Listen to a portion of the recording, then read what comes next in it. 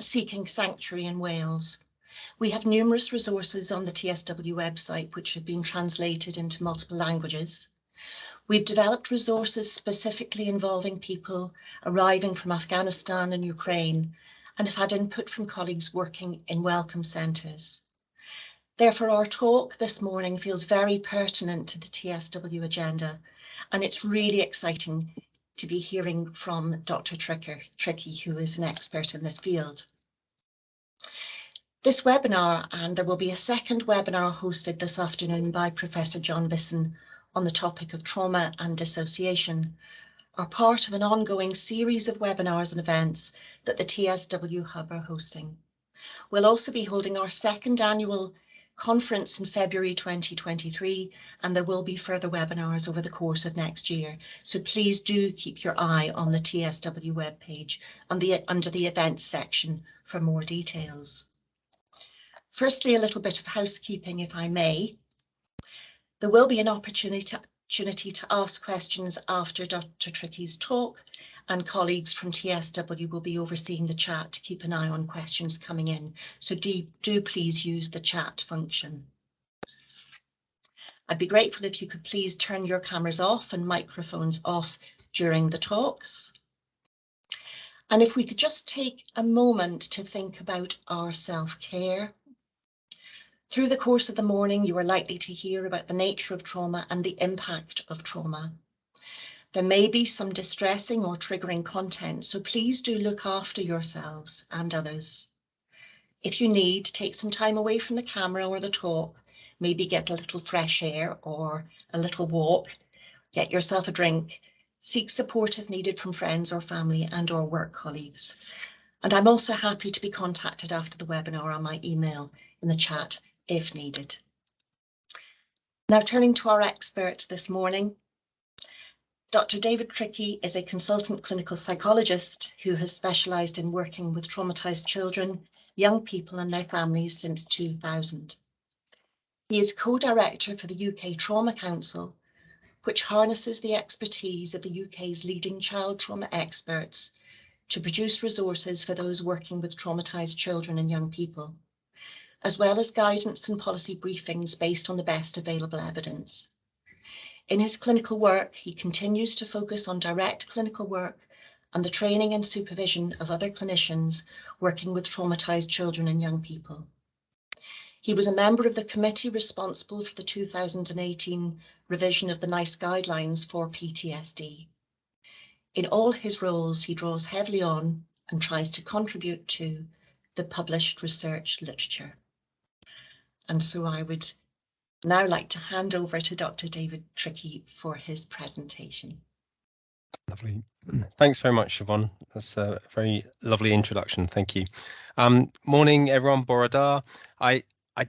My New Year's resolution for 2023 is to learn some Welsh. Google Translate isn't great at Welsh, but I honestly, if you ask me back in a year's time, I would hope to be able to say not just good morning in Welsh, but also thank you for having me, 2 coffees. I can say thanks and 2 coffees in most languages, but not Welsh. So that's my 2023 resolution. But seriously, thank you for having me. It's a real pleasure to be here and be part of what's going on in Wales. Over here in England, we look enviously over in Wales and Scotland as well at all the fantastic trauma work that's going on. It's really impressive the way that you're really forging ahead with helping children, young people, families and adults who have experienced traumatic events. And we've got a long way to catch up and a lot to learn. So I'm really, really delighted to be part of what you're doing. I am now going to attempt to share my screen. We've been doing this for a few years now, and I still get that little anxiety that I'm going to share the wrong thing. Last week, I shared my Spotify screen by mistake, and everyone could see that I'd been listening to Barry Manilow that morning. And the worst thing is that I wasn't embarrassed. So I'm hoping you can now see some slides that say working with children and young people. I just need to, now your faces have all disappeared, so I just need to go back to that screen if that's okay. There we go. Okay, so as Siobhan said, I run a project at the Anna Freud Centre called the UK Trauma Council, where we have harnessed and herded really the leading child trauma experts from around the UK, and we extract their wisdom and we produce resources. And we very much focus on those children, young people, and families that have experienced traumatic events. And the way we want to try and help them is by supporting those around them. So we don't provide an actual service. What we do is we support and inform those around them. We're also trying to nudge policy in the right direction. And we produce various free and accessible resources and guidance. And we do that very much alongside the children, young people, and also the intended audiences. So we do a lot of co-production and a lot of focus groups, and we really try to make sure that what we produce is going to be useful. It's not just that we think it's a good idea, that actually those people on the ground think it's a good idea. We draw very much on our experts, which we rather grandly call the council, and we try to very much base ourselves on the available research evidence, because I think following trauma, what happens is people are desperate to do something, and if we don't provide them with the guidance and resources based on evidence, they could end up doing anything because they're so desperate to try and help. So I think it's really important that we try to tether ourselves to the evidence. The main resources, I just want to tell you, because I think this might be interesting for some of you, our main resources at the moment, we have a fantastic set of resources about childhood trauma and the brain. And I can show off about these resources because I had nothing to do with them at all. They very much look at what do we know about the way that children's brains adapt to their experiences, and how what might be really useful in a very threatening environment ends up being unhelpful when they're no longer under threat. We have a whole load of resources about traumatic bereavement aimed at schools and also practitioners. We just yesterday released some resources on childhood trauma and post-traumatic stress disorder. There's a number of animations there for actual young people, produced by young people and for young people, explaining PTSD, explaining therapy, explaining how to deal with intrusive thoughts and memories. And also on that bit of the website, there are some training videos for practitioners, particularly thinking about trauma-focused CBT. And we're about to release our guide for school leaders or education establishment leaders to help them develop evidence-based critical incident policies. So really some guidance on what to do immediately following critical incidents. We do a little bit of training. We try and really join up the dots between research and practice. So we have a couple of short videos that the intention is to explain what I think are quite difficult concepts to busy clinicians such as myself. We've got a really good one, I think, on epigenetics and adverse childhood experiences. Each quarter, we try to summarize any important research that has been released in the previous quarter, but we're also doing topic-based research roundups. So we have one on racism, mental health and trauma. We're about to produce one on developmental trauma disorder. And then we've got a couple of policy documents where we're trying to help those making the decisions about policy to make well-informed, evidence-based decisions. So I'd encourage you to check out that website, UK Trauma Council, if that sounds of interest to you. So Siobhan just said, mind yourself this morning. We're going to be talking about trauma, and as nice people, as compassionate human beings, this should have an impact on us. We should be moved by some of these stories. But sometimes I find, particularly when it's not a clinical day, it can kind of creep up on me a bit. So the last time I cried in relation to my work was when I was reading a research article late at night. If I'm in my clinical headspace, then I'm kind of ready. I've got my armor on, if you like. I'm ready to hear these stories. But when I'm reading a research article late at night, I wasn't ready for it, and it really caught me a bit unawares. So just be careful with yourself. And as Siobhan says, do what you need to do to look after yourself. Language is a really difficult thing. It changes over time. It means different things. It has the ability to offend and to undermine. And although I do think carefully about the language that I use, if there's anything I say that could be said better, please do let me know. I'm really keen that you help me to evolve in my use of language. And just to give you an overview of what I'm going to try and talk about today, I've already talked a bit about the UK Trauma Council. I'm going to explain the cognitive model because I think this is a really useful way to understand trauma. I'm going to think a little bit about PTSD and how we might screen for PTSD. I'll say a little bit about the evidence-based interventions for PTSD, and then think with you a bit about how we can create an environment where people are most likely to recover from their trauma. So that's my plan. What I'm going to try and do is take advantage of the fact that we've got a bit more time for me to use up, and I might speak for a bit longer, and then hopefully we'll have a bit more time for questions and maybe some discussion. So, but we'll be done in this bit by 11. So when we think about the young people we're working with who have experienced war and conflict, we're actually thinking about we're thinking about young people that have quite a tough history, and they arrive with having experienced multiple chronic, severe, interpersonal traumatic events. So when we think about what's really bad for you when it comes to trauma, that's really bad for you. Okay, it's not just a one-off. It's not something that you can explain away and kind of think, oh, it's just a one-off, it won't happen again. Usually, these young people have experienced multiple events. Some of them have gone on for a long time. They may be really severe, incredibly violent, and they are interpersonal. And fellow human being is responsible for those events. And research consistently finds that that is worse for you. Generally speaking, an interpersonal event is more toxic psychologically than a non-interpersonal event, because it's more difficult to get your head around the fact that a fellow human being has done something. So these young people arrive with some really difficult trauma, and they will often have multiple co-occurring difficulties. It's not just simple PTSD, not that I'm not in any way diminishing PTSD, but often these young people don't just have PTSD. They have some depression, some anxiety, some conduct difficulties. They have all sorts of different problems that are kind of mixing together. And in addition to that, there are often ongoing stressors. They may not have a safe and secure housing situation. They may be struggling to find enough food.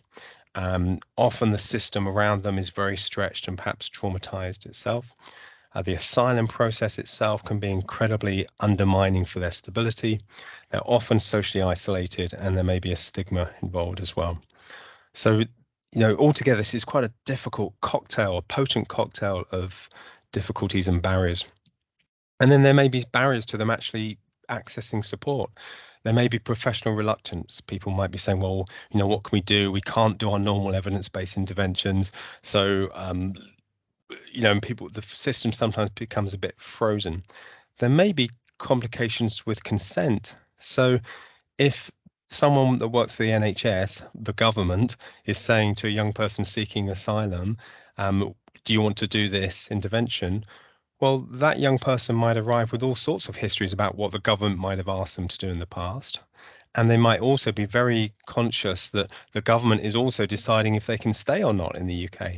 So can they really make valid decisions about consent? There may be difficulties with language and the use of interpreters. They may have a history that quite rightly suggests they shouldn't trust people, and yet suddenly we expect them to trust us. And there may be a fundamental mismatch in culture, and the way that we speak might not actually make sense, not just linguistically, but culturally. So there's a lot of barriers to providing and receiving that support. But what I'd like to do first is think about the cognitive model. As I've said, I think this is a useful story to help us understand how trauma affects people. And there's really three components to this: memory, meaning, and maintenance. And the first bit, the memory bit. Have you ever had that experience where you're walking along the road and suddenly a memory falls into your consciousness? You didn't fetch it on purpose, but something triggered the memory and suddenly there it is. Now, many of us have had that experience, but most of us don't have it most of the time, because it would be chaos if these memories just get falling into our mind. I was explaining this to a 14-year-old many years ago, and I'm very lucky I work with some very patient 14-year-olds. I was talking about evolution. I said, the people that just kept remembering things, well, they might not survive, because they'll be running away from a dinosaur and they'd suddenly be remembering, oh, do you remember that game of football we had down there? Sorry to mention football to a Welsh audience. Do you remember that picnic we had up on the hill? Those people that would be distracted and get eaten by the dinosaurs, the people that could put those memories to one side and run, would be the people that survive and have children with similar sorts of brains. And this lovely 14-year-old sat there encouraging me, going, okay, David, right. And I got to the end of my story of evolution, And she said, that's an interesting story, but I have two problems with it. The first is that dinosaurs and humans didn't exist at the same time, which was news to me. And she said, and anyway, I believe that God made us like this. And I said, well, didn't you do a good job? Because whatever story you have to explain it, generally speaking, we know that memories will stay put. They don't just keep flooding our consciousness. So if I asked you about the last time you went to the cinema, you would locate your cinema memory, you'd bring it into your consciousness, tell us the story, and then put that memory back. That would be a normal memory. But memories for traumatic events are different because at times of extreme horror or helplessness or terror or pain or disgust or shame, at those moments we're in a different mode. We're in survival mode. And as a result, those memories get laid down in a different way in our brains. So instead of the story and the narrative and the words, what we have is the vivid data of the event, the sights, the smells, the tastes, the touches. So when I tell you that story about that 14-year-old, I don't remember the data. I don't remember what she looked like or the sound of her voice or what time of year it was or what room we were in. What I remember is the narrative, and that becomes the memory. But trauma memories are different. Trauma memories are also volatile, so they're very easily triggered. They fall into our consciousness, sometimes spontaneously out of nowhere, rather than us deliberately recalling them. So again, that story of that 14-year-old, I don't suddenly think about that when I'm walking down the street. I deliberately bring it to mind, and when I finish telling you the story, I put that memory back. And also, traumatic memories are fragmented. So instead of that coherent narrative that makes sense, what you have is these disorganized pieces, perhaps in the wrong order. And you have this flash and this bit and this bit, and it's a bit all over the place. And with normal memories, we know roughly where and when they happened. It was back there and back then. But with trauma memories, they don't have that kind of time tag. And sometimes it feels as if they're happening again in the here and now. And often the original distress is triggered, and because they're upsetting, we tend to avoid them. So we know now, thanks to some fantastic research, quite a lot about the way that memories for traumatic events are different. This was an interesting experiment they did in the States quite a few years ago now. They took adults with post-traumatic stress disorder following all sorts of horrible, nasty, traumatic events. A couple of them had been sexually abused, some of them been assaulted, lots of different types of trauma. And they put them in the enclosed space of a brain scanner, and they deliberately triggered various different memories, including the trauma memories, and they to see what happens in the brain. And an ethics committee said, yeah, let's do that. Let's see what happens. And what did happen was as they're lying in the brain scanner and the researcher is reminding them of different memories, there were some bits of the brain that were only activated by neutral memories, not by the trauma memories. And one of those bits was Broca's area, which is the language center of the brain.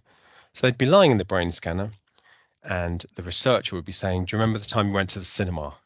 Broca's area comes online. Do you remember the time you went shopping? Broca's area comes online. Do you remember the time you were sexually abused? Broca's area doesn't come online. So when we talk about things being too terrible for words, in a way, that's what this brain scan shows. The memories are associated with different parts of the brain. The bit of the brain that would help you to tell the story just isn't functioning at that moment. And then there were various parts of the brain that were activated only by the trauma memories, not by neutral memories. So the amygdala, part of the fear circuit within the brain, only activated by trauma memory. The insula, a part of the brain that's important for imagining what something is like, only activated by the trauma memory. The anterior temporal cortex is the part of the brain that's important for the kind of visuospatial aspects of a memory rather than the verbal bit. And the secondary visual cortex, a bit of the brain that sort of brings together components to create a visual image, only activated by the trauma memory. Now, you don't have to be a neuropsychologist to see that these are different, and that it just adds, to me, it just adds support for this idea of different types of memories. So that's the memory bit of the story. The next bit of the story is meaning, and this is to do with the core beliefs that we have that help us to function in the world. So we have certain sets of beliefs that help us to navigate life. And those beliefs are a bit like a lens that colour the things that we see and our experiences, that lead to certain thoughts, feelings, and actions. And the way that we perceive the world will very often strengthen our beliefs, because we don't want these beliefs to just be kind of changing all the time. We like to have things that are stable. So it's easier, in fact, if something doesn't fit, to distort it or ignore it. So that lens can color things and distort them so they fit with our beliefs, or it might filter out things that don't fit. So, for example, I live over in Cambridge. If we were doing this today in Cardiff, say, and if I believed, hypothetically speaking, if I believed that in Cambridge everyone is really unfriendly, but in Cardiff everyone is really lovely and friendly, I would notice all the unfriendly people in Cambridge as I'm walking to the station. You know, no one's smiling or talking to me. Okay, it's so unfriendly here. I can't wait to get to Cardiff. And then when I get to Cardiff, I notice all the friendly, smiling people because my lens is filtering out the things that don't fit. I might even act in a way that perpetuates those beliefs. So I get on the train at Cambridge Station, I go to buy a coffee, and because I'm in Cambridge, I don't talk to the person serving a coffee. I don't speak to them, they don't speak to me. I get on the train thinking it's so unfriendly here. I get off of the train in Cardiff and I go to buy a bottle of water, and because I'm now in Cardiff and I believe this to be a more friendly place, I talk to the person I'm buying the water from. And because I speak to them, they speak to me back, and it just confirms my beliefs. Now, if something doesn't fit, we can either ignore it or we distort it. So I bump into someone in Cambridge and they're really friendly. I either don't remember that, or I say to myself, they've got a bit of a Welsh accent there. I find some way to make sense of the fact this thing doesn't quite fit with my beliefs. But what if something comes along that is too big to ignore, that you can't distort? Well, then actually your beliefs do give way, and those traumatic events change the way that you see things. Some people talk about shattered assumptions and the catastrophic message taking precedence over everything else. And even when that event has passed, people who have been traumatized are left with a certain way of viewing things. And now that new lens will color their thinking, their feeling, and their actions. And I'm going to give you some examples of this in a moment. And then those traumatic memories will intrude, as we've just discussed, and that will remind people of how dangerous the world is, for example, or how you can't trust people, or how I'm useless and only good for one thing, or whatever the traumatic message is. Just as you might be beginning to move on from that, actually the memory intrudes and reminds you and resets the system again. And there are a number of quite common post-traumatic beliefs and thoughts. And broadly speaking, we will often think about them as being about the self, the world, and others, but also about the events themselves. Some people might think that they're no good. You know, if that stuff happened to me, obviously it's because of the person I am. Maybe I deserve bad things to happen to me, or maybe I'm unlovable. They may start to see the whole world as dangerous, not just that street at that moment, not just that country, but actually everywhere. Or they might think you never know what's going to happen next, or nothing makes sense anymore. They may start to think that you can't trust anyone, which then makes therapy really quite difficult. They might assume that other people are going to hurt them, and they might assume that people that are important to them are not going to hang around. They may also start to believe that the event was their fault in some way, or that they should have stopped it, or that they're responsible in some way for it. And then we come on to the avoidance bit of the story, the maintenance. Because, for example, the memories are unprocessed, as we've just discussed, and they intrude into consciousness, maybe flashbacks and dreams, and that might bring with them the original fear, horror, or helplessness. That's really unpleasant, so people try not to think about it. And because they try not to think about what happened, they don't get the chance to process the memory, to create that narrative. But also, the very act of trying to not think about it triggers the thing you're trying not to think about. A boy said to me once, it's like a boomerang. The harder I throw it away, the harder it comes back and hits me. And people also get stuck in an external avoidance trap. So because this unprocessed memory is very volatile and very easily triggered, people avoid things that might trigger it. They avoid conversations. So maybe they're having an interview with the Home Office, for example, about what happened, and the Home Office really want to know the history so that they can make their decision, but the person's going to avoid that because it's unpleasant. So they don't want to talk about it. They avoid anything that might trigger it. They might avoid going down a certain street, approaching certain people, even though those things might be opportunities to process the event. If you're involved in a car crash, the next time you go down that street, you may well be thinking, well, last time I was here, this happened and this happened and this happened. And it's the way that you start to create the narrative and process the event. But if you go down a different street, you deny yourself that opportunity. But also, as you make that decision, I'm not going down that street because look what happened last time, well, you remember the thing you're trying to avoid.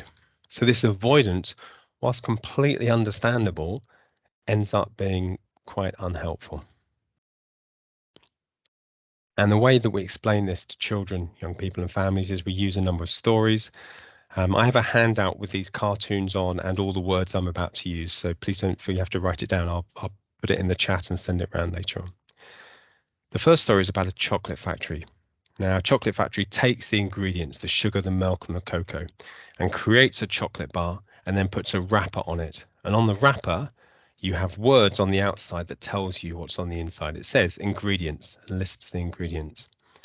And in some ways, our brains are similar. We take the sights, smells, tastes, and touches of an event, we create a memory, and then we wrap it up with a narrative. So you have words on the outside that tells you about the contents. But with a chocolate factory, if the ingredients are not suitable, if the sugar isn't ground down enough, or if the milk was too hot, then the factory machinery couldn't cope with those ingredients. So it grinds to a halt and we end up with ingredients swirling around on the factory floor. And it might reset and try again, but if the ingredients are still not appropriate, it won't be able to mix them. And in some ways, our brains are similar. If an event is too horrendous, too painful, too awful for us to contemplate, to think about, then our brains can't cope with it. So we kind of grind to a halt and we end up with ingredients, the elements of the event swirling around in our brains. But with a chocolate factory, you might get someone in to help. You might just wait until the milk has cooled down, or you might need to take the sugar and grind it down into smaller pieces, and then you can start to create your chocolate bars again. And similarly with traumatic events, you might just wait until it's less frightening and you can start to think through what happened. You might get someone in to help, or you might need to take those events and break them down into smaller pieces and think them through in more finer detail. And the next story that we tell is about a wardrobe. If you imagine a cupboard or a wardrobe, you have all your clothes put away and you know where they are. You take them out when you need them, you wear them, wash them, very occasionally iron them, then you put them back. They can all stay put and you can close the door and get on with other things. And in some ways, our brains are similar. We have all our memories stored away. When we need a memory to tell a story, for example, we bring it out, we tell the story. When we're finished with it, we put it back and they stay put. We know roughly where they are and they stay in their place. With a wardrobe, imagine if someone threw you a duvet and it was full of stinging nettles, so it hurts to hold on to. And they said, put it away quick. And you try to shove it in the wardrobe and close the door. But it's not put away properly and it keeps bulging out. And if you keep your hand on the door, you might be able to keep it there, but every time you take your hand off, it falls out and stings you again. And you have to shove it back in the wardrobe. And that's painful. If you experience a traumatic event, you might not want to think about it, and you might try to shove it in the back of your mind, and you don't want to think about it. So you might keep yourself really busy, maybe playing on your phone, watching TV, and that might keep that out of your mind. But perhaps between going to bed and going to sleep, it falls into your consciousness again, or into your dreams, or when you're walking along the road, and that's painful. So you push it away again. So with the wardrobe, you might get someone to help. You need to take hold of that duvet, which might be painful, fold it up neatly, move things around so that you can put it away properly and it'll stay put. And similarly with traumatic events, you might get someone to help you. You need to take hold of that event, think it through carefully, perhaps adjust the way you see the world and other people and yourself, and then you can put it away and it'll stay put. So we're not pretending it didn't happen. We're not erasing the memory, but we're changing it so that it will stay put and you can have more control over it. I was explaining this to a 14-year-old from Kosovo, another patient 14-year-old that I worked with. And we were about to do our third session of trauma-focused work. And I just wanted to remind him of why. So I told him these stories. And he said, it's a bit like that, David, but actually it's more like this. And he got the waste paper bin and put it on my desk. And he said, these are all the bad things. Sorry, and he filled it up with scrunched up pieces of paper. And he said, these are all the bad things that have happened to me. And as I walk to school, they fall in front of my eyes. And when I lie down and go to sleep, they fall into my dreams. But when I come and see you, we take them out of the bin and we unscrunch them. Then we read them through carefully. Then we fold them up neatly and we put them back in the bin. But because they're folded up neatly, it means they don't fall out the top and I've got more room in my head to think about other things. And I sat there with his notes going, what's that last bit about? More room in your head to think about the things. And then more recently, I was working with a younger boy. He was about 9 years old, who'd had a horrendous traumatic event. And he kept having these horrible flashbacks where he could re-feel the sensations of what had happened to him. And he was very clear he wanted these flashbacks to stop and that he didn't want to talk or think about it. And I was trying to just sow the seed of the idea that maybe at some point with somebody, it might be useful to think this stuff through. And I started telling him some of these stories, and he closed his eyes halfway through and put his hands up to his head, which is never a good sign in therapy. And I said, are you okay? He said, yeah. He said, I think I've got it. Is it like this? On my laptop, I've got loads of JPEG files. They take up loads of room. Some of them are corrupted. They keep making my hard drive crash. Are you saying if I take the JPEGs of what happened to me and I write them out and I save them as a Word document instead, the Word document will take up less room on my hard drive and stop making it crash? I said, yeah, that's exactly what we're talking about. We're talking about changing the format of the file. We're not deleting it. We can't delete it, but we can change the format of it by handling it and by processing it. So that's what we're trying to do. I want to bring all this together and try and give you an example. So this idea of memory, meaning, and maintenance. Let me see if I can build this slide up. So Amir was a 14-year-old who had multiple interpersonal traumatic events, so a really nasty history, both in Afghanistan, also on his way over to the UK, and also once he arrived in the UK. And these events, these traumatic events, coloured the way he saw things. He started to believe that he was vulnerable. He believed that the world was dangerous and that others cannot be trusted. So even when those events are now past and he's safe, this is the way that he sees things. So whenever anyone approached him, teachers, classmates, mentors, professionals, all trying to support him or befriend him and help him, he would see those approaches through his lens. And he would think, well, they're going to hurt me or they're going to hurt my family. So that would make him very anxious. So that would make him very avoidant of other people. Or sometimes he'd lash out and be aggressive towards people.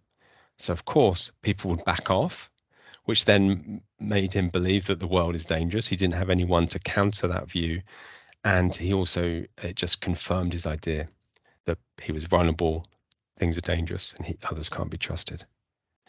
And sometimes those memories would intrude to remind him. So if he started to trust someone, he would suddenly remember, we know what happened last time you trusted that police officer in Turkey or whatever it was. So his memories would intrude just to reset his beliefs if they ever started to change. He also felt very guilty when his brother was killed. He believed that it was his fault, that he should have stopped it in some way. And sometimes guilt is the price we pay for clinging to the idea that the world makes sense. Because if the world is genuinely random, I think that's terrifying. But we want to believe that there's a rhyme and a reason to things. And sometimes children and young people, they search for this reason and they stumble across the idea, well, maybe it's my fault. Maybe I should have stopped him. Well, that makes sense to them. And then they cling to it. So at least the world is still kind of rational, but they're left with this guilt. So for him, as he would have these intrusive thoughts, he would be reminded that in his view it was his fault. That would make him incredibly upset. And so he would try to avoid thinking about it, try to avoid talking about it.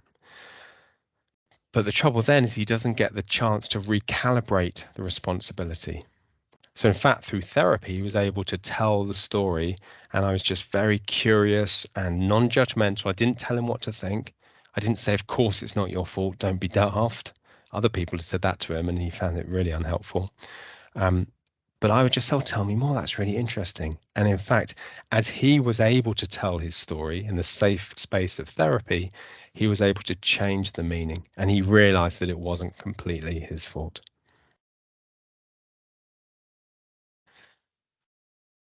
He also had an interesting view of his symptoms. So because of this long traumatic history, he believed that he was damaged and that he couldn't cope.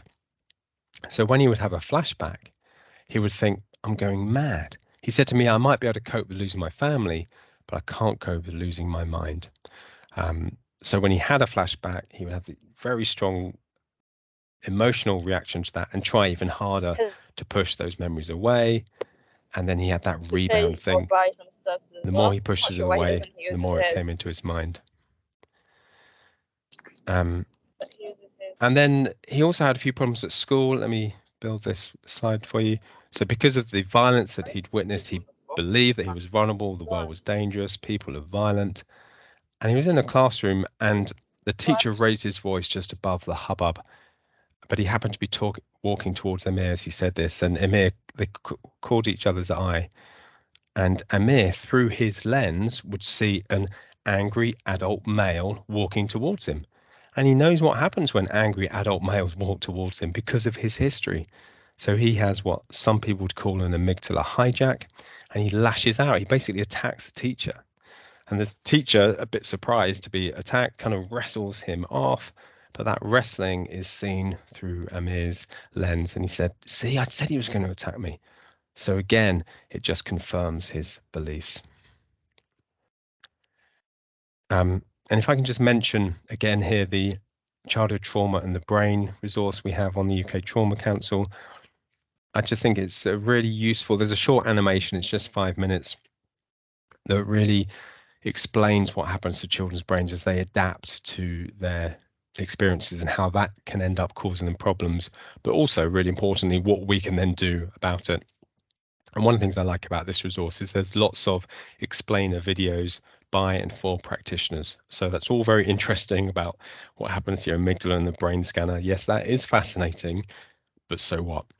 You know, as clinicians, as therapists, as practitioners working with these children and young people, it's great to know what's going on inside their brains possibly, but what are we going to do about it? How can we help? And there are some ideas here that will help us to use that information in our work. Okay, so next I want to talk a bit about people's reactions to trauma. What does it actually look like? And you could think about it as 4 different paths. So there'll be some young people that actually experience horrendous things but seem to be unaffected, seem to be doing okay. There'll be some that do okay for a while, but they have this sort of latent vulnerability where they'll develop difficulties later on in life. There'll be some that seem very distressed and have a lot of difficulties initially, but then they recover. And then there'll be some that have difficulties that don't disappear, where they don't really recover spontaneously. So, I mean, you may think this is a bit oversimplistic, but for me, this is a very useful framework to think, well, what are we going to do with different people on different pathways? There's some research by Muller in Germany looking at the mental health in children and young people seeking asylum. And it's quite a large sample. And they found PTSD to be pretty common, depression and anxiety, and obviously much more common in those that are unaccompanied, those that didn't travel over with their families. And in fact, the number of traumatic events was the main risk factor. So that was the thing that would predict who's going to be struggling the most. There are a few other risk factors which were smaller. I'd like to describe post-traumatic stress disorder to you. Many of you will be familiar with this already, I'm sure. And I'm not describing this because I think it's important to make a diagnosis or not. I'm less concerned, do they actually quite fulfill the criteria or not? But I think this provides a really useful framework for thinking about the way that people react. It gives us some good ideas. It gives us ideas of what we should be looking for and what we might screen for. So I'm going to use the DSM-5 version, which is the American version. It's used mostly, and most of the research actually would use this diagnosis of PTSD, and it is quite broad. It's broader than the World Health Organization's ICD-11. So you have exposure to a potentially traumatic event, and the young people we're talking about have multiple exposures. They have multiple opportunities to be traumatized. And then you have different groups of difficulties or symptoms. The first is to do with intrusions. And we've talked already about the way that the memories here for traumatic events are different and stored in a different format. So memories that might fall into consciousness, or with children, they might be playing the themes out in their play in a way that just seems a bit stuck. They're sort of trying to make sense of this event through their play, but they just can't. It's unsensible making. I know that's not a word, but you know what I mean. They may have nightmares. They may have flashbacks where they lose touch with the here and now, because as far as they're concerned, they're back there and back then. And they may have very strong physiological or psychological reactions to reminders. Then you have difficulties with avoidance, where they may avoid thoughts, feelings, anything in memories, anything inside their minds, but they may also avoid things out there. So conversations, people, places, activities, news.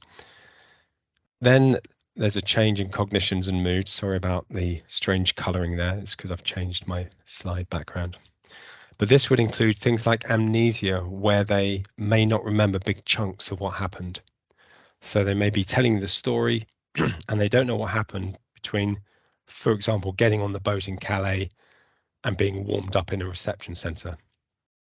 They just can't remember it. And that can be really frightening for them. It can be really problematic if they're giving a Home Office interview and they say, I just can't remember.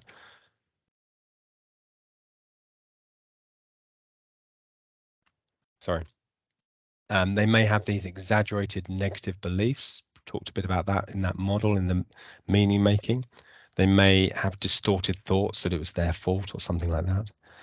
They may get stuck in one emotional gear. So rather than having a full range of emotions, they just get stuck in being angry all the time, or being depressed, or being anxious all the time. They may have less interest in things that they used to enjoy. They may feel very detached, find it difficult to connect with people, or they may just feel nothing. They may feel completely numb. And then we have a group of difficulties to do with arousal and reactivity. And the reason I put some kitchen scales on that slide is because if you think about the kitchen scales, they're at 0. You put a weight on and it goes up. You take whatever it is off and it goes back to 0. And we have a stress response system, which hopefully is at rest for much of the time. And then a stressor happens. Maybe you've got an exam, maybe someone tries to steal your phone, and you have that shot of adrenaline. And that response helps you to stay up late and revise, or to push the person away who's trying to steal your phone, or to step back from the car as it whizzes past. And then once that stressor has passed, you go back to your resting rate, resting level. With the kitchen scales, if you put a weight on that's too heavy, then when you take it off, actually, the scales might not go back to 0. And if you experience an event that is traumatic rather than stressful, actually it's very difficult to go back to your resting rate, to your resting level. So as a result, people tend to be more irritable because they're already operating on a higher level. It takes less to push them over the edge. They may become very reckless. They may be very hyper vigilant, always on the lookout for the next bad thing that's going to happen, always looking over their shoulder. They may have an exaggerated startle response. So they jump at absolutely everything, and they really jump, and they stay jumped for longer. They may find it difficult to concentrate, and they may find it difficult to sleep. I think the concentration problems is an interesting one here, because what's the difference between a child that might have ADHD and therefore has difficulties concentrating in the classroom because of some neurodevelopmental difference, and a child that is traumatized and is really good at concentrating on potential threats? And probably what the teacher's trying to teach them isn't going to be a threat. But what's happening in the classroom next door, and what's happening in the corridor, and what are those kids doing behind me? I'm going to keep an eye on these things because these could be threats, and my brain is adapted to look out for threats. Quadratic equations probably aren't going to hurt me, but these things might. So they keep an eye on all this stuff, and they end up with a diagnosis of ADHD, perhaps. It has to have gone on for at least a month, or we wouldn't call it PTSD. And that's really important because actually these reactions are really common and natural and understandable. Most of us would experience them, but for many of us, they would diminish over the weeks that follow. And it has to be causing a clinically significant distress or impairment. So it has to be a problem in some way. And if anyone can suggest a better icon than a bicycle with only one wheel for significant impairment, please do let me know and I'll send you some chocolate. So that's what PTSD looks like. It's a pretty broad ranging diagnosis. I think it includes lots of different types of problems. But the advantage of pinning it down and actually labeling it is that we can study it, we can understand it, and we can work out what helps with it. And we'll talk a bit about that in a moment. How do we go about assessing children, young people exposed to war and conflict? Well, the same way that we assess other mental health difficulties. We gather information, ideally over a period of time, from multiple sources. We observe, we interview perhaps the child and young person on their own and the carer on their own and both together. We might use questionnaires, we might use reports from other professionals. I'm a big fan of questionnaires. I don't think they are a shortcut to a good assessment, but I think they provide an additional piece of information that we can incorporate into our understanding of what's going on. But we need to choose them purposefully. We don't just give someone a battery of questionnaires because that's our policy. What are we actually interested in? What purpose do these questionnaires play? We should introduce them naturally. I might be talking to a young person and I might say, oh, you're having nightmares. Okay. Actually, I've got this questionnaire here. Would you mind if we did it? Look, here it is. See what you think of it. How should we do it? Do you want to do it and then give it to me? Shall I read out the questions? Should we do it together? So we administer it collaboratively. You have to score it carefully.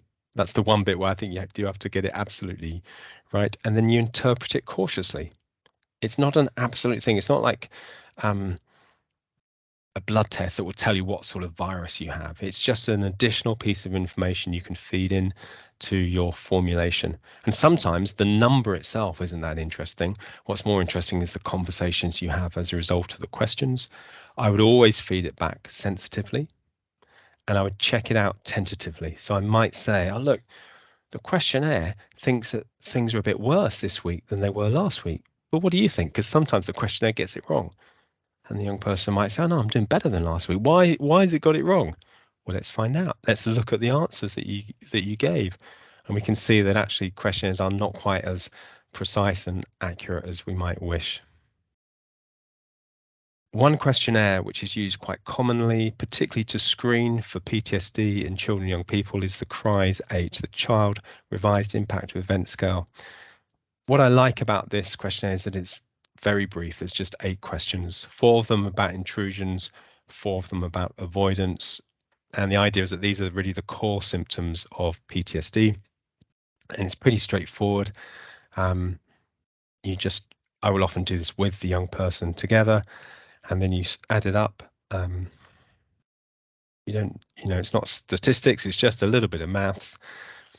And some people like to cling to a bit of a cutoff. They say, oh, 17 is the magic number, as if you score 17 and above, you've definitely got PTSD. And if you score 16 and below, you definitely haven't.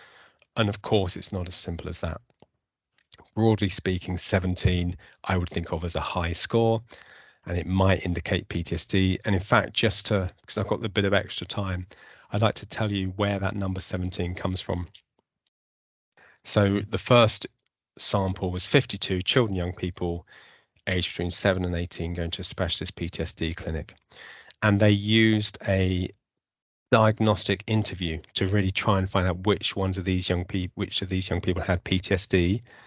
And the ones with PTSD are the red, sad faces on this slide. So about 2/3 of them had PTSD. They then give them the CRIES, just this 8-question questionnaire. And they work out which ones score 17 and above and which ones score below 17. And as you can see, most of those with PTSD score 17 and above, but not all of them. And most of those that don't have PTSD score below 17, but not all of them. So, you know, if you make the cutoff lower, you might identify those 2 with PTSD, but you'd also catch a load of people that don't have PTSD. And if you made it higher, you might not identify some of those that don't have PTSD, but you might also lose some of those with PTSD. So 17 was just the best compromise. My divorce lawyer said a good compromise is when everyone is equally unhappy. So, and then they did the same thing with a different sample with a much lower level of PTSD, and they ended up with the same number. We'll have time in the questions if anyone wants to discuss that more. So if someone has PTSD, what should we do? Well, I'm going to suggest, but I'm very happy to discuss this, that we have pretty strong evidence to support the use of trauma-focused CBT for children and young people with PTSD. And often people will say, oh, yes, but that's just for white, Western children, young people that have a single event trauma that are in a well-supported situation. I'm not sure that's quite true of the evidence, actually, but I'm very, very happy to discuss it. If you look at the NICE guidelines, there are 26 studies that the NICE Guidelines Committee considered where trauma-focused CBT had been used. More than half of them, the participants had experienced multiple traumatic events. They weren't single event trauma. Most of them were multiple event trauma. There's a meta-analysis by Wethington that looks not just at PTSD, but at depression, anxiety, suicidality, substance abuse. And in fact, they find that trauma-focused CBT works quite well for all of those difficulties. What about separated young people seeking asylum? So young people that don't even know if they're going to be able to stay in the UK, that aren't with any of their family.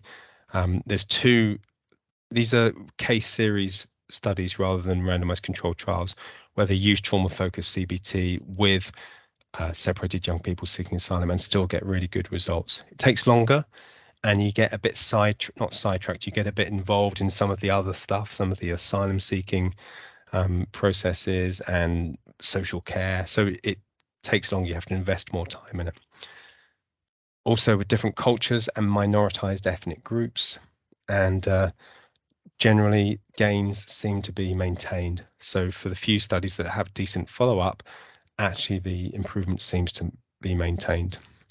I'm just aware of the time. I want to try and finish so we've got enough time to talk. If people are interested, I'll come back to these 2 slides which just describe those 2 studies of trauma-focused CBT for unaccompanied young people seeking asylum. I want to say a little bit about what trauma-focused CBT looks like, and then I want to talk about creating the environment for recovery. So the first thing, if we go back to the model I mentioned right at the beginning this morning, memory, meaning, and maintenance. Well, in terms of trauma-focused CBT, we may well help the young person overcome their avoidance, help them to think about it, help them to get back to school, help them to approach the things that they've been avoiding, reclaim some of their life. We might help them to process the memory, deliberately and purposefully bring to mind that thing that they're trying not to think about, and to think it through, to create that narrative, to change the format of the memory. And we might help them to recalibrate or rebalance their views of themselves, the world, and others. And sometimes those 2 bits of work go together, because if the information that the world is dangerous is stored in that trauma memory, you might help the person to rationally think about how safe they are now. Then they leave the therapy, they walk out, and suddenly they get a flashback to the time their brother was shot by the Taliban, and suddenly that's reset their thinking again. So we have to bring the memory online and update the thinking and the information in the memory. But in order to do that, of course, we need to set the context. We need to help them to feel safe enough, and we need things to be stable enough.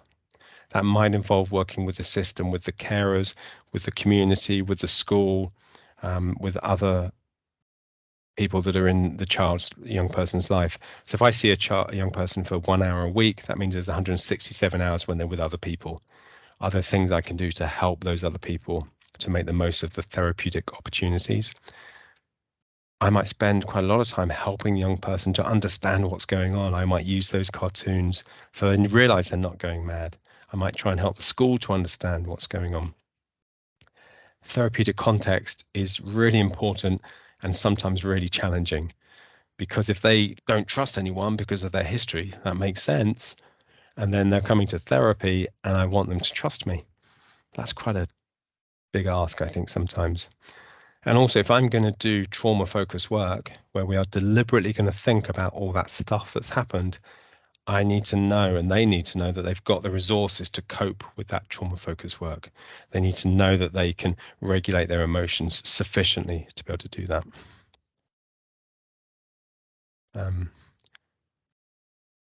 And then when we actually get to the trauma focused work, if it's multiple trauma, so this might be a timeline where you map out all the different things that have happened, and then you work your way through and you process all these different events, or you process enough of them. Quite often when you process a few of them, it sort of generalizes and actually you don't have to go through each and every event. Again, I'm happy to talk about this in more detail. This was a girl from Somalia who told me about what had happened in her village. And as she was telling, at this point, when she talked about the village houses being set on fire, she could smell smoke. She was really, really worried that there was a fire in the building. And some of her neighbors and her grandmother was killed in that fire. So that's one way that we might go about it. I wanted to briefly mention an intervention called teaching recovery techniques. This is the training for this is from the Children in War Foundation. And this was really designed to be provided by non-mental health professionals, basically by anyone who's left on the ground in war zones or in refugee camps. It's been used with thousands of young people now following wars or sometimes during wars. It's translated to several languages, provided by non-mental health professionals. It's just 5 lots of 1.5-hour group sessions for children and young people. And then usually there'll be 2 parallel sessions for carers. And in fact, Rachel would have talked about extending those carer sessions. So she has a sort of a bolt-on intervention for the carers, which goes into much more detail with them. And I put it in the chat right at the beginning, but I'll do it again later. Rachel Callum, who unfortunately can't be with us today, she did a great talk for us at the UK Trauma Council a little while ago, and that webinar is available on video. So I'll put the link in again in a moment. And it's got increasing amount of evidence. It's been used with unaccompanied refugee children and young people. And it had statistically significant results, but the depression and the PTSD was still quite high. So they're trying to adapt it and extend it. And we're still waiting for that extended version for unaccompanied young people to be evaluated. And then the last thing I want to talk about is, if I just go back to these 4 different paths, how do we nudge people onto the recovery path? How do we create the environment where people are most likely to recover spontaneously, so that we don't have so many on that enduring path? Well, we've got some really good ideas. I mean, if you look at the evidence, and someone's already done this for us, so we don't need to do this. Stephen Hobful and a load of colleagues, some of whom disagree with each other, some of them don't even like each other, but somehow he got them all to sign up to these 5 principles based on the evidence. I imagine he must have locked them in a room and said, all right, what are we going to do to promote recovery following traumatic events? What does the evidence say? And what I love about this, and it's worth digging out the actual article, again, I'll put a link in the chat in a moment. These 5 principles are completely common sense. There's nothing here that's a surprise or kind of outlandish. They are based on the evidence, and they are principles, not prescriptions. It doesn't say do this on day 4, do this within 6 months. It says think about these 5 principles. And I'm very briefly going to go into these in a little bit more detail, and then I'll be quiet and see if there's any questions. The first is, how do you help the person to feel safe enough? So very often, traumatic events have shattered the person's belief that the world is safe. So how do we help them to feel safe and stable right here, right now? Well, we meet their basic needs first. For young children, we might get basic routines back in place and familiarity. We try to minimize exposure to further trauma and maximize consistency. And we do that partly by remaining as calm, compassionate, curious as possible. We might support opportunities to talk about the past, but we respect their avoidance. So we don't make them talk about it so that they process it. But if they want to, then we go with it, because then they can start to reevaluate what happened and perhaps see the world as safer now because that was back there and back then, and this is different. How do we help them to feel calm? As I've said, sometimes traumatic events, people after them, people stay in this higher state of alert. Well, sometimes social support actually is enough. Just having someone with you can actually really help you to calm down. Providing information about trauma can be really helpful because suddenly they're not worried about the fact that they're worried. They're going, oh yeah, of course I'm worried. Look what happened to me. And that can change the meaning they make of their symptoms. We might teach them emotion regulation strategies. And in fact, when I've worked with teachers and other staff in schools and colleges, they're saying, well, what do we do? What do we do? Well, they do this all day, every day with whole classrooms at the same time. They have all 30 children and they've got to get them in the learning zone. Some of them, they need to calm down. Some of them, they need to G up. But it's just a bit more difficult with traumatized children, young people. But actually, those working in schools have these skills already. How do we help them to feel connected? Often, following trauma, people feel isolated and alone, and yet social support and attachment is almost like an antidote to stress and trauma. It's really important. So how can we enhance those opportunities for social support and connectedness? A sense of control. How do you help them to feel that they do actually have some control over what happens to them and they can make decisions that are going to affect them in a positive way? Well, we can collaborate with them. We don't do something to them. We don't even do something for them. We might do something with them, or we equip them to do things for themselves. And a sense of hope. Without dismissing the past, how can we help them to look to the forwards with a hopeful view? So as I've said, these children and young people who are exposed to war and conflict bring with them some really difficult, challenging problems. But I think there are things that we can all do, whatever your role, whether you're providing a home for a family from Ukraine, whether you're working in a school with a young person, whether you're trying to do therapy, actually, we can create this environment where they are most likely to recover. There may be some interventions we could provide or support we can provide targeted at those that are struggling a bit more.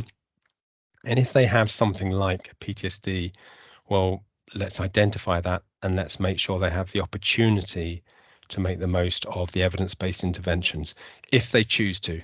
And when we think about trauma-focused CBT, it's really important that they have the choice, that we don't make them talk about it.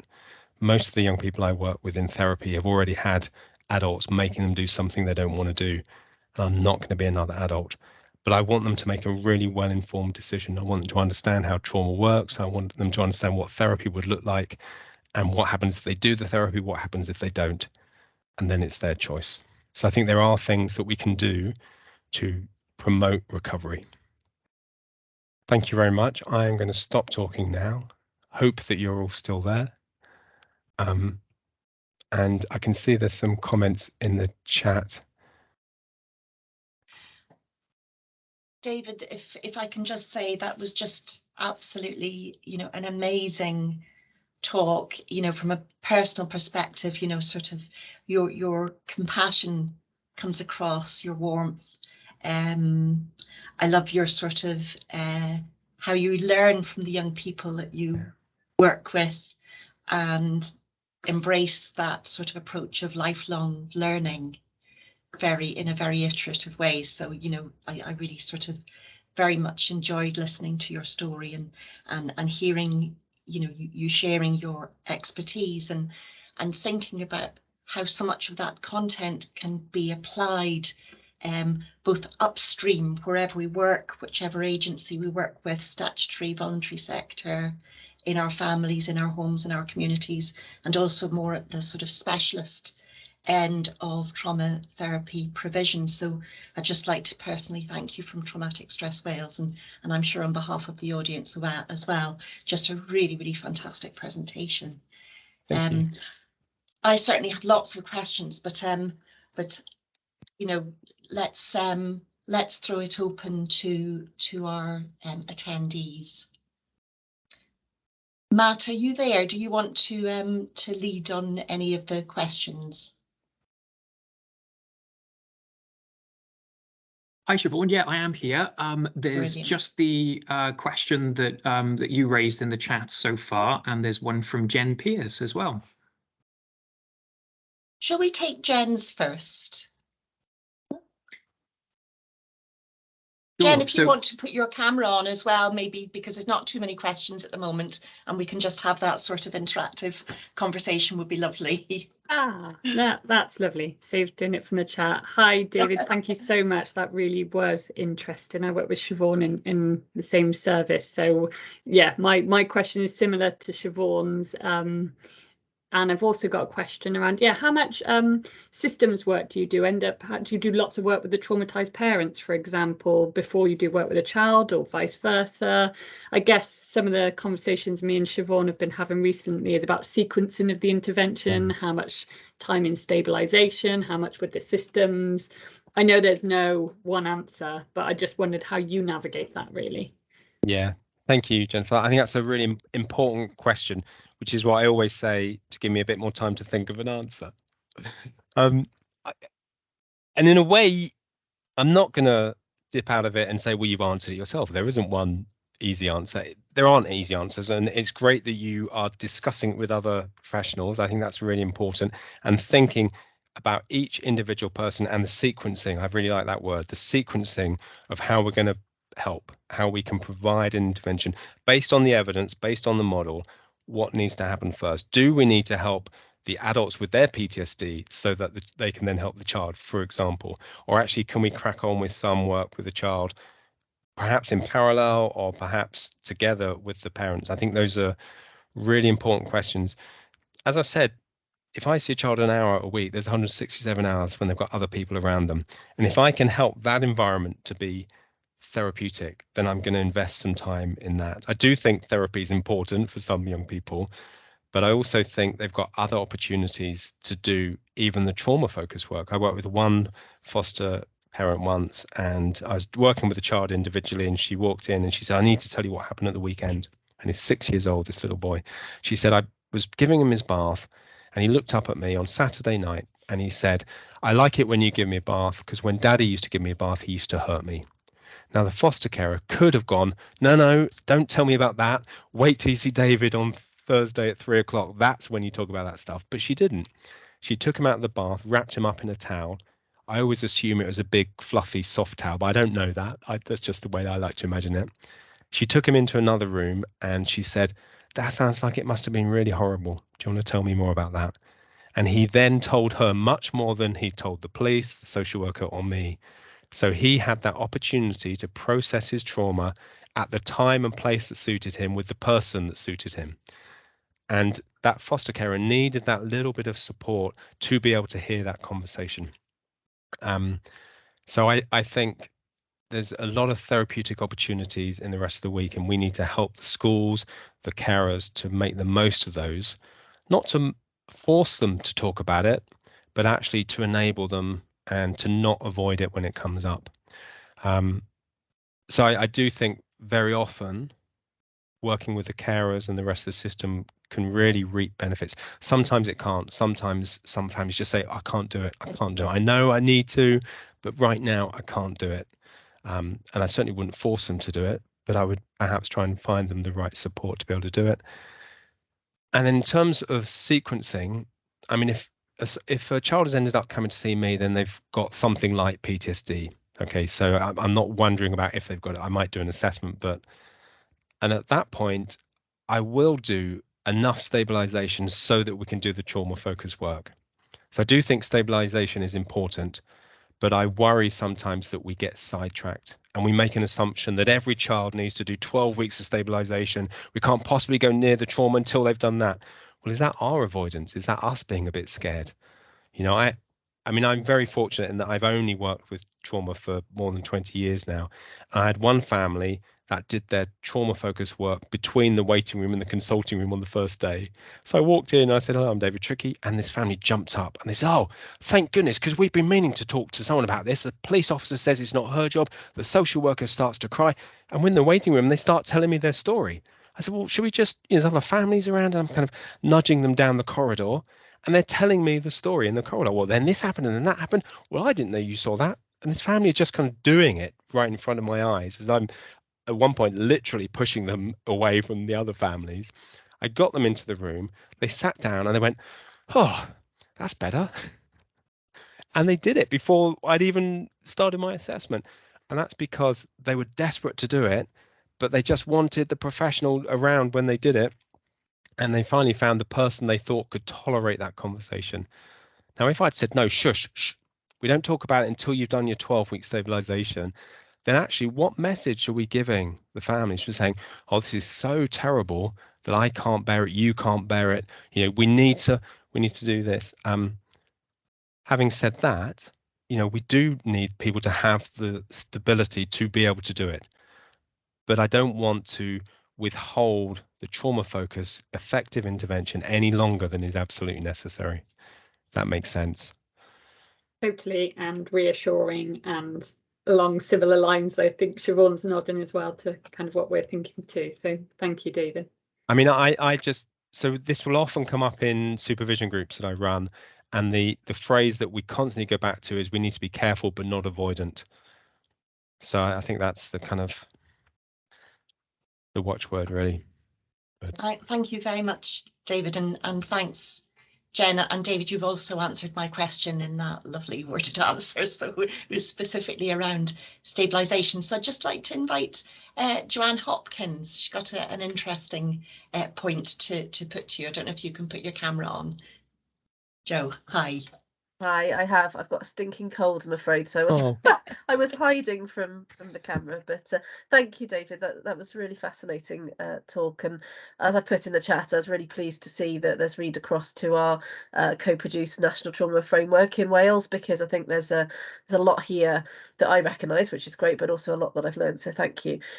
My question really is based in what we are grappling with at the ACE Hub. So I recognise some of the work that you've put on your slides, not necessarily using the term ACEs, we won't get into that, but thinking more about the experience of racial trauma and the experience in the UK of racial trauma of children and young people. So, you know, without pointing fingers, how many people of colour work in, you know, psychiatric or psychological services? How many people are able to converse in a first language? What do you think needs to change, or if anything, to make that a better place for children and young people to feel included, I guess? yeah, thank you, Jo. I don't have an easy answer, which if I did, I think you'd be cynical anyway. But I absolutely agree. You know, as a white male in particular, when I'm working with perhaps minoritized female young people, you know, what is it like for them? I think it's a real challenge.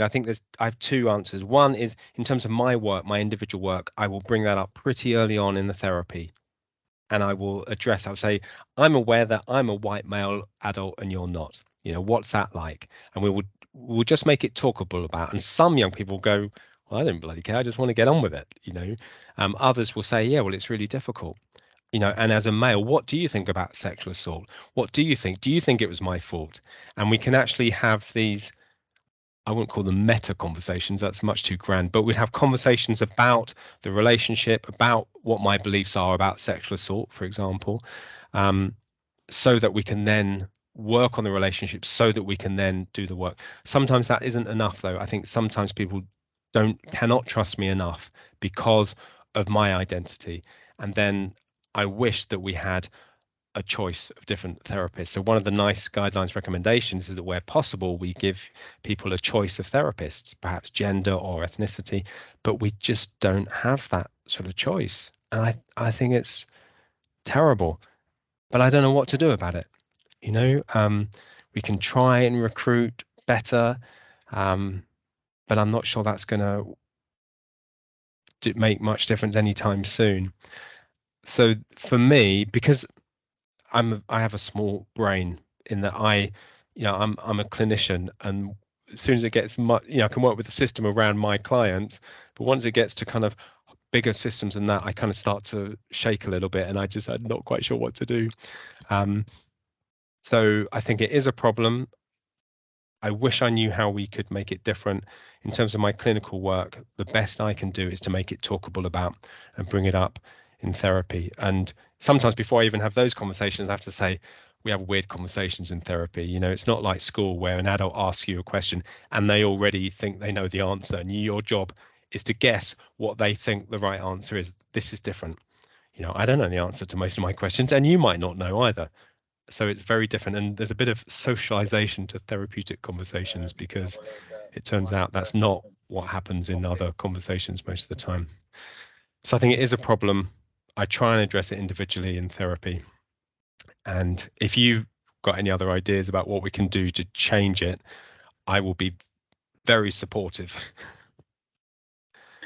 Thank you very much. I don't think I have got particularly many ideas, but I think one of the things that we are certainly working on here is trying to just raise the awareness in the broader sense, so right through from the universal interventions up to the more specialist ones, of the need to think and consider around cultural competency, around language, and around what is racial trauma. It's not just something that's experienced perhaps in the conflict zone or wherever someone has come from, but it's happening here and now in our schools and in our society, and really just kind of bringing that to the fore in the best way that me as a white woman can. So Yeah, absolutely. we're looking for opportunities to work with others, co-produce, all that stuff. But at the moment, it's how do we make the change that's needed, I think, is the question.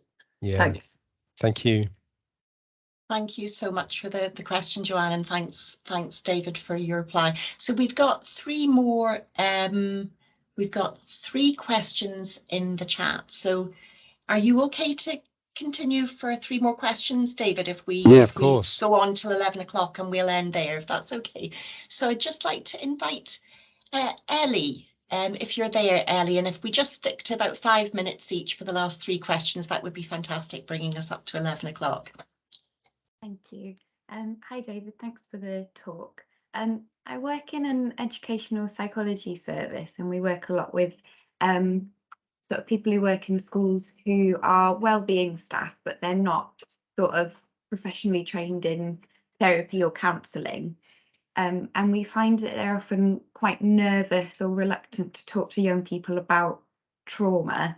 So my sort of question would be, especially with refugees and conflict and that kind of thing, would you recommend that they do still try to talk about it and be open, or is it something that they should sort of try and pass on to people who are more qualified? Thank you, Ellie. I think that's a really important question.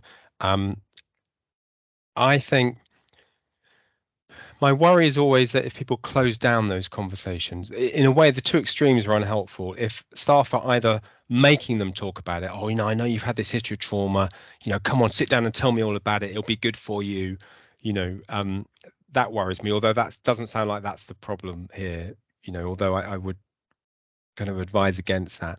The other end is people go, oh, no, don't tell me, that's above my pay grade, above my specialty.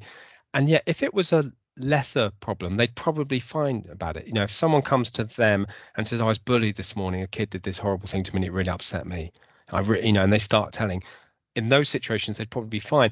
And then there comes a point when in the minds of the professional, it becomes a trauma. And then they get anxious and they kind of might close it down. And I would, again, go back to that being careful but not avoidant.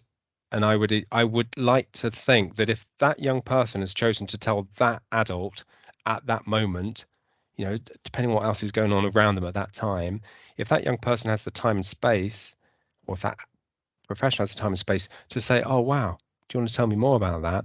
I think, I'm very happy to discuss this more, but I think that would be really helpful. That young person then has the opportunity to begin to process what's happened in the most naturalistic way, which is probably how most people spontaneously recover. What's the alternative? That we refer you on to CAMHS? I'm not sure what your waiting lists are like. My most recent NHS job in Northamptonshire, the waiting list for trauma work, once you'd had your assessment, was 2.5 years. by which time many of them were adults and got transferred to the adult service. Many of them were so fed up with the services they weren't going to talk to me anyway. So I wouldn't. Sorry, I'm just going to try and keep to this 5 minutes, Siobhan, that you're trying to keep us on time. I would like to think that people in those situations are able to just follow the young person's lead.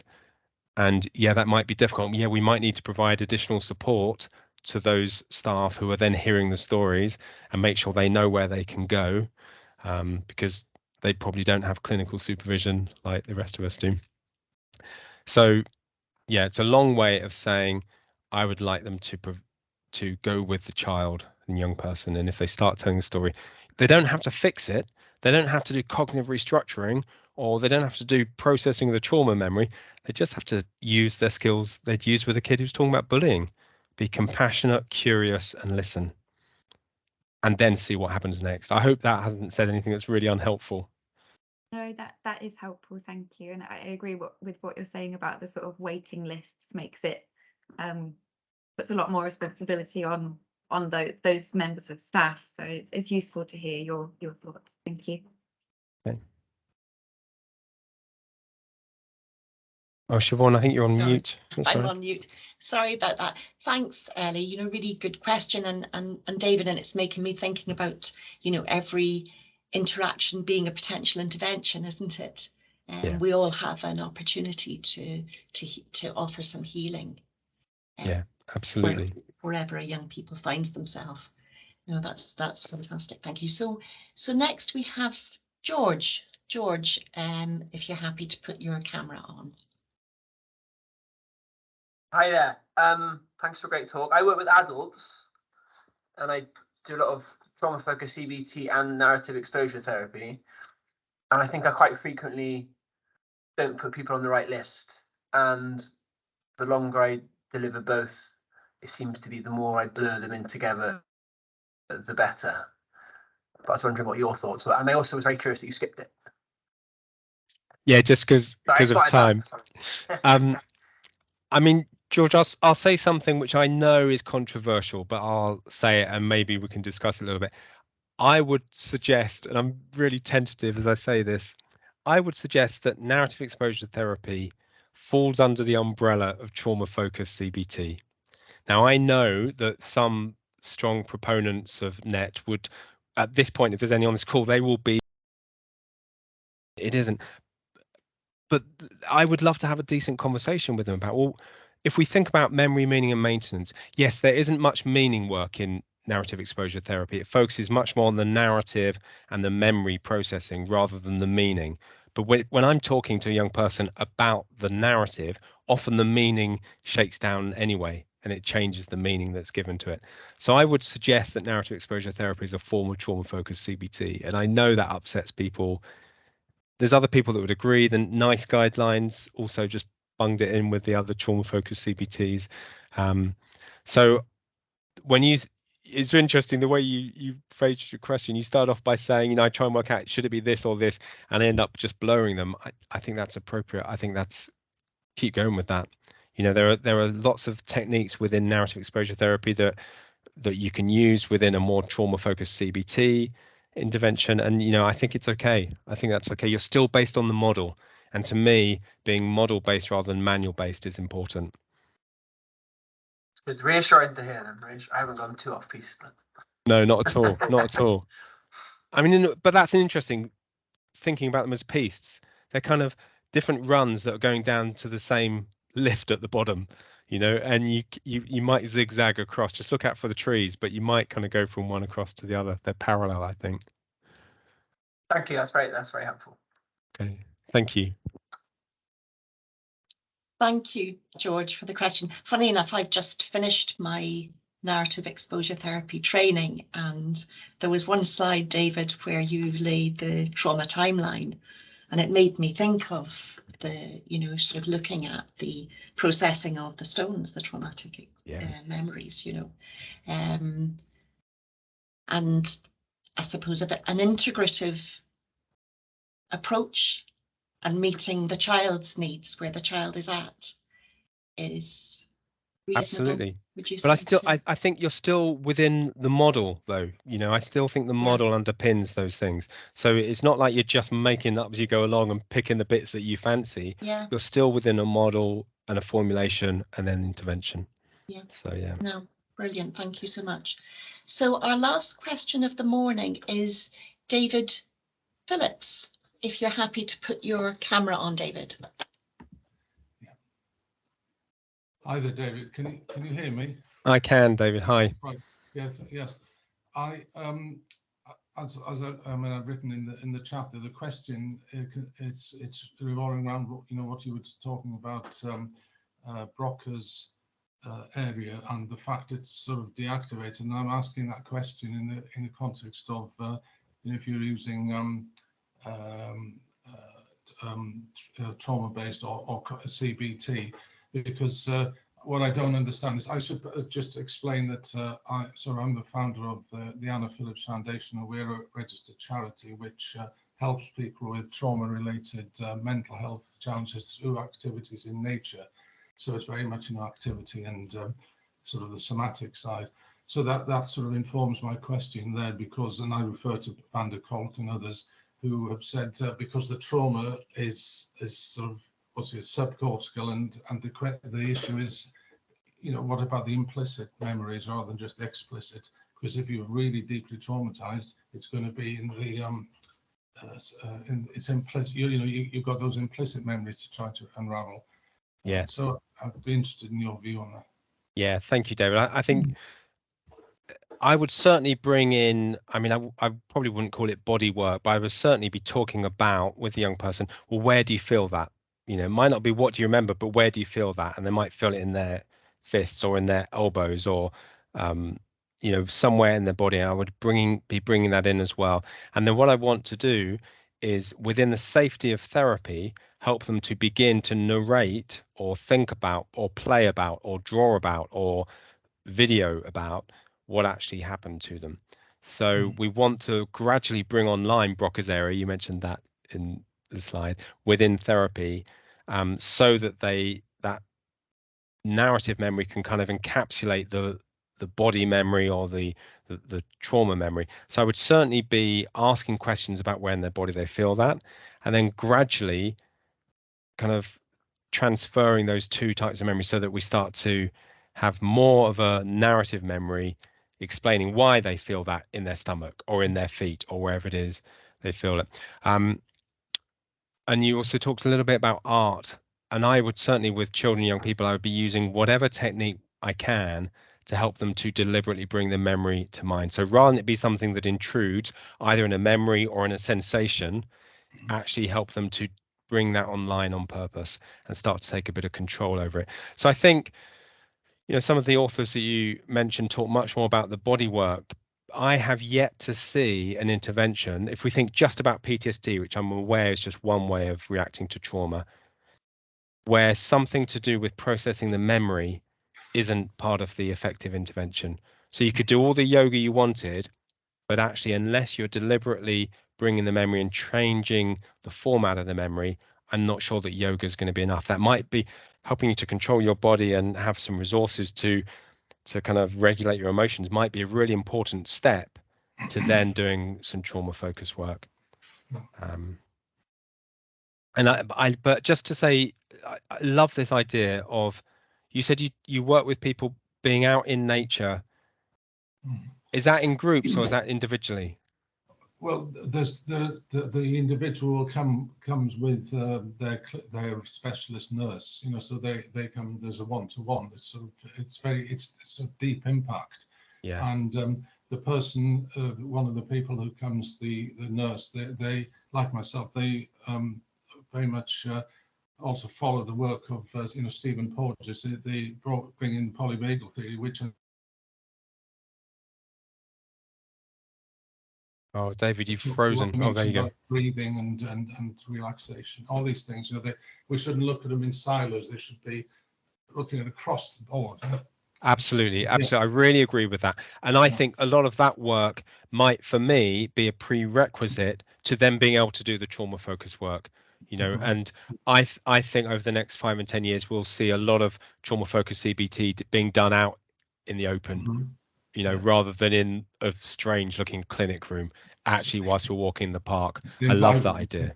Yeah, absolutely. Thank you. Thank you. Thank you. Thank you, David, for the question. I think that, and opening up that conversation. I think that was really interesting. Thank you, David Trickey, for your nice response to that. Is there anything, David, that you would like to ask of us from the TSW team? We are here at your disposal.